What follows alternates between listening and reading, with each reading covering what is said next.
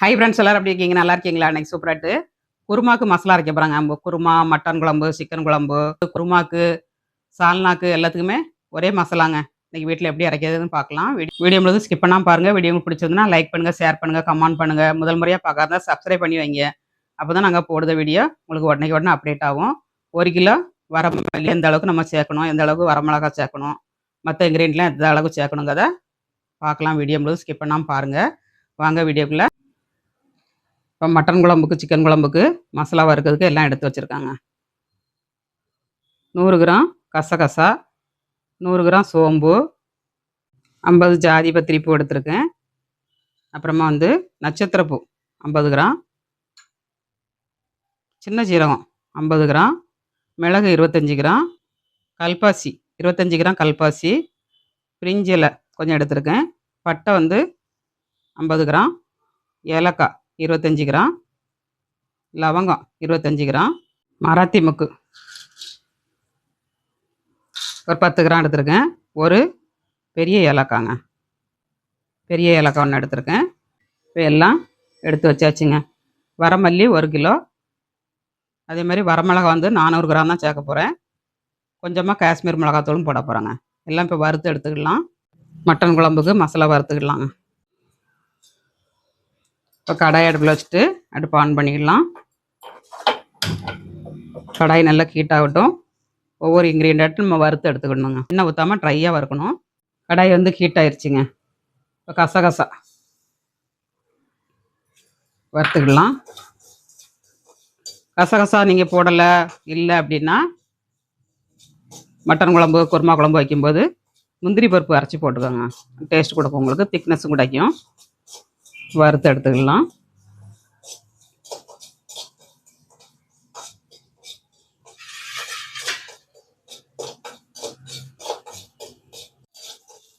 நல்லா பொரிஞ்சிருச்சுங்க. ஒரு பாத்திரத்தில் தட்டிடலாம்.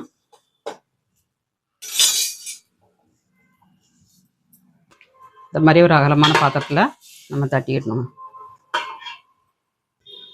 பெரிய பாத்திரத்தில் தட்டினீங்கன்னா சீக்கிரமாக ஆறிடும் உங்களுக்கு. இது லவங்கம் வறுத்துக்கலாம்.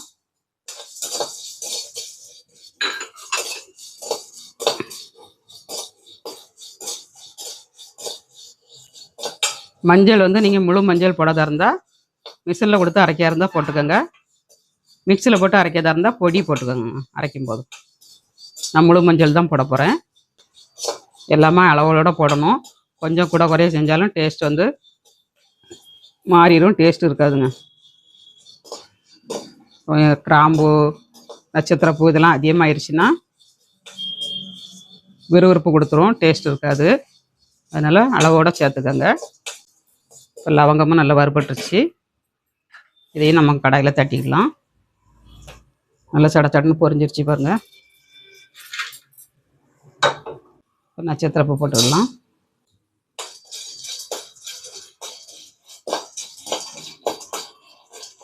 இதமான தீயில் வச்சு வறுத்து எடுத்துக்கணும். நட்சத்திரப்பூ வறுத்துருச்சு. இதையும் ஆட் பண்ணிக்கலாம். நம்ம லேசாக துடைச்சிடணுங்க. அப்புறமா மராத்தி முக்குங்க, ஒரு 10 மராத்தி முக்கு போட்டிருக்கேன்.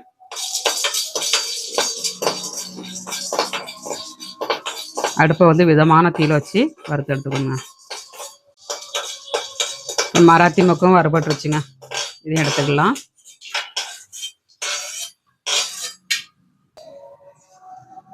அப்புறமா ஏலக்காங்க, பெரிய ஏலக்காய் ஒன்று போட்டுக்கலாம். நான் ஒரு ஏலக்காய் போட போகிறாங்க. 1 கிலோ திரிக்கிறனால ஒரு ஏலக்காய் போட்டிருக்கேன். இங்கே உங்கள் மசாலாவுக்கு தகுந்தபடி ஆட் பண்ணிக்கோங்க.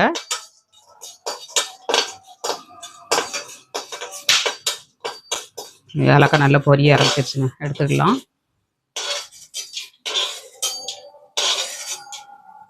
எடுத்தாச்சு. இப்போ பட்டை வறுத்துக்கலாம். பட்டை சுருள் பட்டை பாதி, இந்த மாதிரி தடி மாட்டு தின்ன மாட்டு உள்ள பட்டை பாதி போட்டிருக்காங்க. சுருள் பட்டை கொஞ்சம் எடுத்துருக்கேன். சுருள் பட்டையும் நல்ல வாசனை கொடுக்கும் உங்களுக்கு.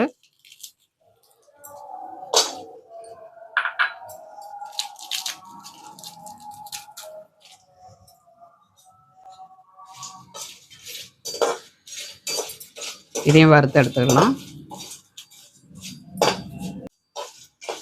இதுவும் வறுபட்டுருச்சு, நம்ம எடுத்துக்கலாம்.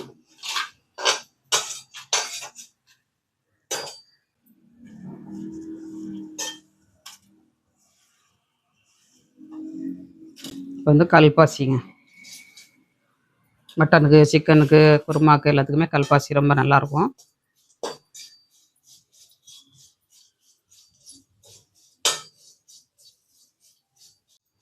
இப்போ கல்பாசியும் வறுபட்டுருச்சுங்க.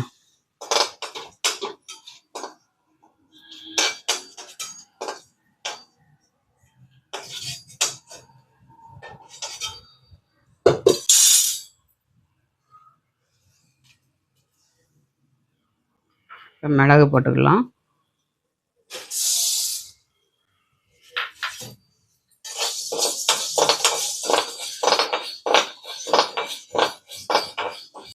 மிளகுமே சட சடன்னு பொரிய ஆரம்பிச்சிருச்சு, நம்ம எடுத்துக்கலாம்.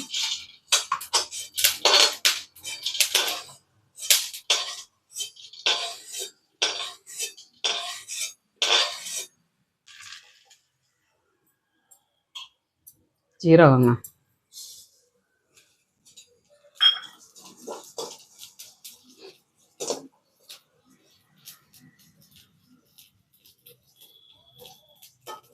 லைட்டாக பொரியும் நம்ம எடுத்துடணும்.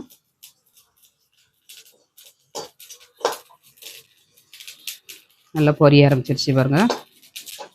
இந்த மாதிரி பொரிஞ்சது நம்ம எடுத்துடலாம்.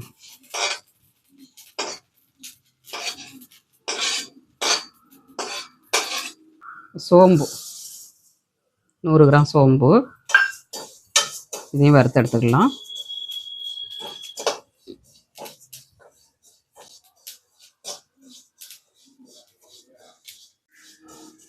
இப்போ நல்லா வறுபட்டுருச்சுங்க.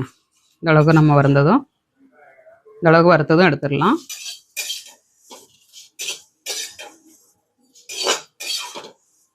எந்த அளவுக்கு பக்குவமாக இருக்குமோ அந்த அளவுக்கு டேஸ்ட் இருக்குங்க.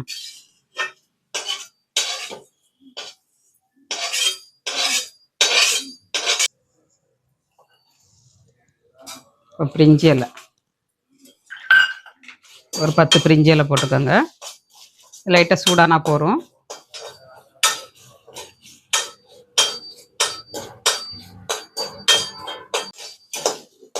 இப்போ வறுபட்டுருச்சுங்க, எடுத்துக்கலாம்.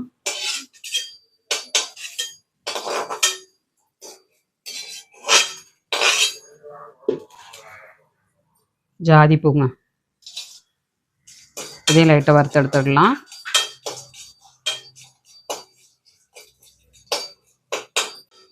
இது நல்லா வறுபட்டுச்சு, எடுத்தாச்சுங்க. துணி வச்சு இந்த மாதிரி துடைச்சிட்டு நம்ம வறுக்கணுங்க. அதில்னா நமக்கு அடுத்தால வறுக்கிற பொருள் வந்து கருக ஆரம்பிச்சிடும். இப்போ மஞ்சள், முழு மஞ்சள், விரலி மஞ்சள் போட்டிருக்கேன். இந்த மஞ்சளையும் நம்ம வறுத்து போட்டுக்கலாம். எல்லாமே ஒரு மட்டும் காய வச்சு நம்ம வறுத்து எடுத்துக்கணுங்க. அப்போ தான் சீக்கிரத்தில் உங்களுக்கு கெட்டு போகாது. மஞ்சள் நல்லா வறுபட்டுச்சுங்க.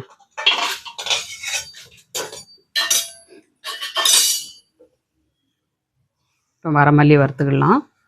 இப்போ எல்லாம் வறுத்து எடுத்து வச்சு பாருங்கள். எல்லாம் ஆறட்டுங்க. நம்ம அதுக்குள்ளே வரமல்லியை வறுத்துக்கலாம். 1 கிலோ வரமல்லிங்க, 3-4 மட்டமாக போட்டு நம்ம வறுத்துக்கலாம்.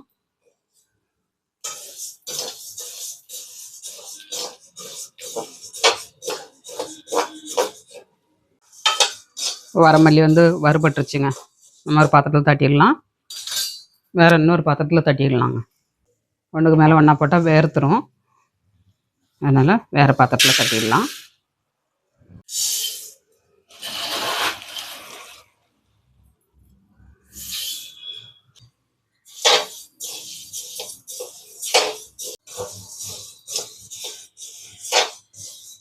கொஞ்சம் கொஞ்சமாக போட்டு நம்ம வறுத்துக்கணுங்க. 1/4 கிலோ போட்டு வறுத்திங்கன்னா நல்லா வறுபட்டுரும். நிறைய போட்டிங்கன்னா ஒன்று போல் வறுபடாது.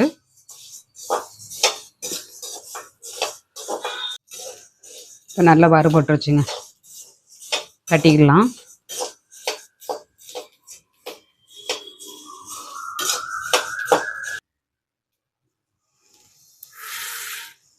வறுத்து எடுத்துக்கலாங்க.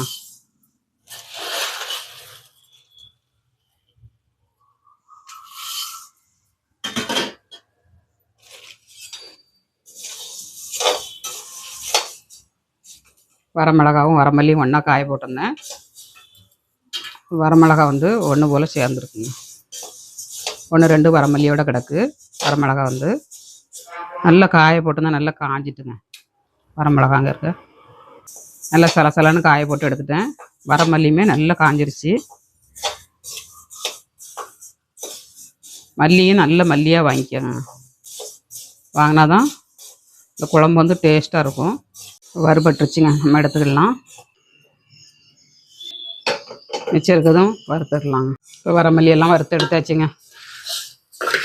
ஆறட்டும். நம்ம வரமிளகா வறுத்து எடுத்துக்கலாம். வரமிளகா வறுக்கிறதுக்கு கொஞ்சம் ஃபஸ்ட்டு கொஞ்சம் உப்பு போட்டுக்கணுங்க. வறுக்காமல் நீங்கள் அப்படியும் போடலாம். கொஞ்சம் சூடு பண்ணி போட்டிங்கன்னா நல்லாயிருக்குங்க. கொஞ்சம் உப்பு போட்டிங்கன்னா அடி பிடிக்காது உங்களுக்கு. அதனால் உப்பு ஆட் பண்ணிக்கோங்க. வரமிளகா வந்து எவ்வளோ சலசலன்னு சத்துங்க போதுங்க. நல்லா காய போட்டு எடுத்துட்டோங்க.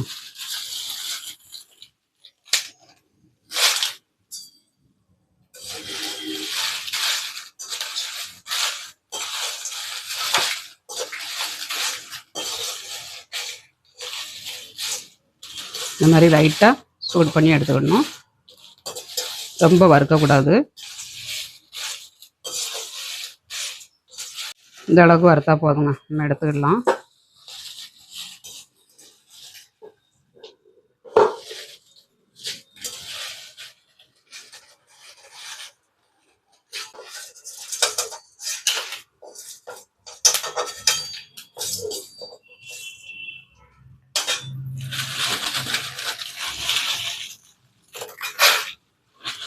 நான் 400 கிராம் மிளகாத்தூள் போடணுங்க.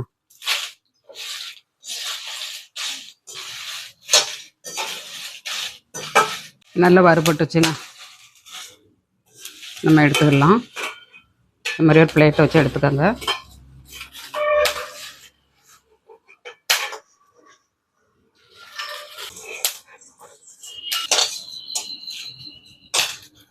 குழம்பு கலராக வேணும் அப்படின்னா கொஞ்சமாக காஷ்மீர் மிளகா போட்டுருவாங்க.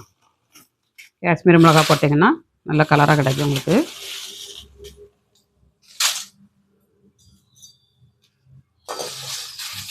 இது ஒரு 200 கிராம் காஷ்மீர் மிளகா.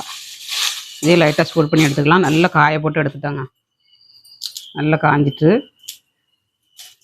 லைட்டாக சூடு பண்ணி நம்ம போட்டோம்னா இந்த மிளகா வாடை அடிக்காதுங்க. அதனால் லைட்டாக சூடு பண்ணி எடுத்துக்கலாம். எவ்வளோ தான் காய போட்டு எடுத்தாலும் அந்த பச்சை வாடை அடிக்குங்க. லைட்டாக சூடு பண்ணி பாருங்கள், இந்த வாடை இருக்காது உங்களுக்கு. காஷ்மீர் மிளகாவும் வறுபட்டுருச்சுங்க, எடுத்துக்கலாம்.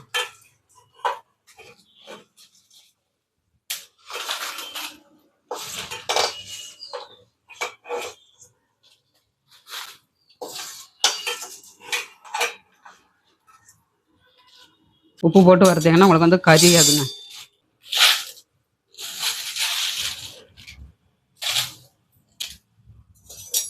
அவ்வளோதாங்க. 200 கிராம் காஷ்மீர் மிளகா, 400 கிராம் வரமிளகா, பாக்கி கரம் மசாலா, 1 கிலோ வரமல்லி எல்லாம் போட்டாச்சுங்க. எல்லாம் வறுத்தாச்சு. ஆற வச்சு நம்ம பவுட்ரு பண்ணி எடுக்கணுங்க. மிக்சியில் கொடுத்து தான் பவுட்ரு பண்ண போகிறேன். இங்கே மிக்சியில் அரைக்கிறதா இருந்தால் மஞ்சளை மட்டும் ஸ்கிப் பண்ணிவிட்டு பொடியை போட்டுக்கோங்க. நல்லா வறுபட்டுருச்சுங்க, எடுத்துக்கலாம்.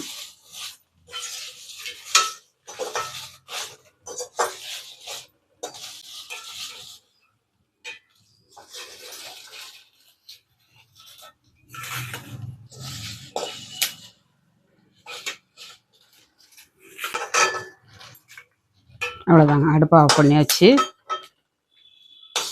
தூர போட்டுடணுங்க. கரம் மசாலா, வரமல்லி, வரமிளகாத்தூளுங்க எல்லாம் ரெடி ஆயிடுச்சு. ஆறட்டும். ரெண்டையுமே நல்லா வறுத்து எடுத்தாச்சுங்க. நல்லா ஆற விட்டு பவுட்ரு பண்ணிக்கலாம். வரமிளகாவும் காஷ்மீர் மிளகாவும் நல்லா வறுத்தாச்சு. இந்த மாதிரி நல்லா காய போட்டிங்கன்னா உங்களுக்கு ரொம்ப நாளானாலும் கெட்டு போகாதுங்க. மசாலா வந்து வண்டு பூச்சி எதுவும் அரிக்காது. நல்லாயிருக்கும். ட்ரை பண்ணி பாருங்கள். ஆறட்டுங்க. இப்போ நல்லா ஆற வச்சு அரைச்சி எடுத்தாச்சுங்க. பார்க்கையிலே கலர் எப்படி இருக்கு பாருங்கள். டேஸ்ட்டு ரொம்ப நல்லாயிருக்கும். நீங்களும் உங்கள் வீட்டில் ட்ரை பண்ணி பாருங்கள். ட்ரை பண்ணி பார்த்து எப்படி வந்துச்சுங்கிறத கமெண்ட்ஸ் பண்ணுங்கள். சூப்பராக இருக்குங்க டேஸ்ட்டு. இந்த மாதிரி ஜிப்பு வச்ச கவரில் தட்டி வச்சோம்னா நம்ம அப்படியே பேக் பண்ணி வச்சிடலாங்க. மேலே வந்து நம்ம எழுதி வச்சிடணும். குழம்பு மிளகாத்தூள், மட்டன் மசாலாத்தூள், குருமாத்தூள், அப்புறமா வந்து கரம் மசாலா, ரசப்பொடி எதுனாலும் சரி நம்ம எழுதி வச்சோம்னா அந்தந்த பாக்கெட்டை எடுத்து காலியாக எடுத்து ஓப்பன் பண்ணிடலாங்க. இந்த மாதிரி ஜிப்பு கவர் இருந்தானே வாங்கி மாட்டி ஃப்ரீசரில் போடுங்க. எப்போ தேவையோ அப்போ எடுத்துக்கிடலாங்க. நம்ம அப்போ அரைச்ச மசாலா பொடி மாதிரியே இருக்கும். ட்ரை பண்ணி பாருங்கள். சூப்பர் டேஸ்ட்டில் மட்டன் மசாலா பொடி அரைச்சாச்சுங்க. இந்த மாதிரி பேக் பண்ணி வச்சுக்கோங்க. எழுதி வச்சுருக்கோம் பாருங்கள், மட்டன் மசாலா பொடின்னு இந்த மாதிரி எழுதி வச்சுக்கணுங்க. மட்டன் மசாலா பொடி அரைச்சி வாங்கிட்டு வந்தாச்சு. அரைக்கிற இடத்துலையே நம்ம பேப்பரில் தட்டி நல்லா காய வச்சு வாங்கிட்டு வரணுங்க. நல்லா ஆறினா தான் பொடி வந்து கெட்டு போகாது. அதனால் இந்த மாதிரி ஆற வச்சு நீங்கள் வாங்கிட்டு வந்துக்கோங்க. சூப்பராக இருக்கும். 1 வருஷம் வரைக்கும் கெட்டு போகாதுங்க. ட்ரை பண்ணி பாருங்கள். வீடியோ பிடிச்சிருந்தால் லைக் பண்ணுங்கள், ஷேர் பண்ணுங்கள், கமெண்ட் பண்ணுங்கள், சப்போர்ட் பண்ணுங்கள். முதல் முறையாக பார்க்க இருந்தால் மீண்டும் நெக்ஸ்ட் வீடியோவில் சந்திப்போம். பாய்.